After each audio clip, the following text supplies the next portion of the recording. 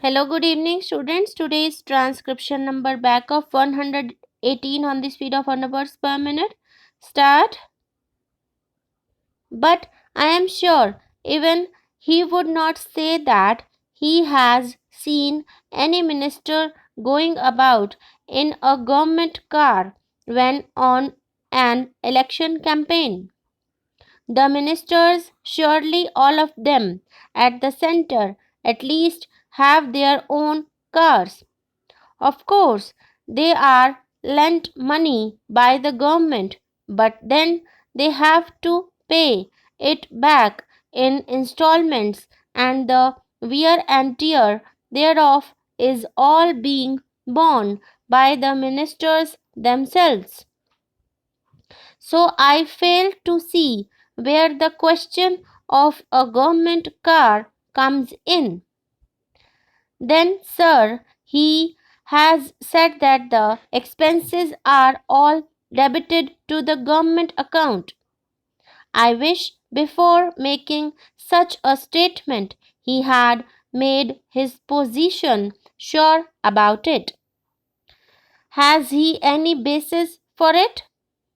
Surely this is not correct. I say that it is absolutely incorrect. Our Prime Minister, whenever he goes out, not only on an election campaign, but on any Congress business, the entire expenses of his tour and travel are borne by the Congress or by the Prime Minister himself. In the year 1952, when he went round the country on the election campaign, every single rupee of the expenditure was borne by the All India Congress Committee. This news may be a little discomforting to Dr. Kunzru, but then here is the fact. Whenever he went on such a business, the charges were borne by All India Congress Committee. Whenever he went on plane, the charges were borne by the All India Congress Committee. The halting charges, for instance, and all the travelling expenses, not only of himself but also of any one of his colleagues, if he happened to be with him. This is so not only in the case of the Prime Minister, but even in the case of other ministers. Whenever they go out on Congress business, they are sent out by the Congress committee, and their entire expenses are borne either by the All India Congress Committee or by the ministers themselves.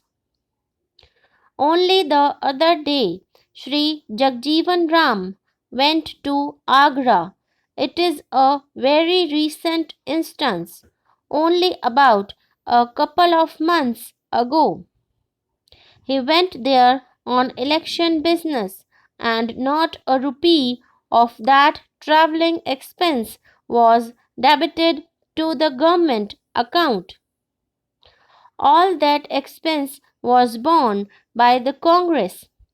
When Sri Jagjeevan Ram went to Andhra Pradesh during the election campaign there, all the expenses incurred by him were borne either by the Congress party or by Sri Jagjeevan Ram himself. Sir, here are specific instances which I am giving. I would, however, like to know from Dr. Kunzru whether he can substantiate his charge by anything definite. Let it not be documentary, but let him at least prove it by his personal knowledge. If he says that, I will be prepared to admit that on some occasion. it may have been so. But has he got personal knowledge with respect to even one single instance?